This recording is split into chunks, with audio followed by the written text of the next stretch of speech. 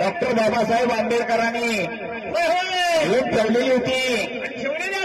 एसटीचं आरक्षण हे आपल्या धनगर समाजाला मिळलं पाहिजे, आहे का नाही? मिळलं का? काय मिळायचंय? आता मिळायच्या मागेच लागलो आपण, सुट्टी द्यायची नाही. असं नाही का? आपले 3 वाघ बसल्याने उपोषणाला आपल्या सगळ्यांनी आपण त्यांना सपोर्ट केला पाहिजे.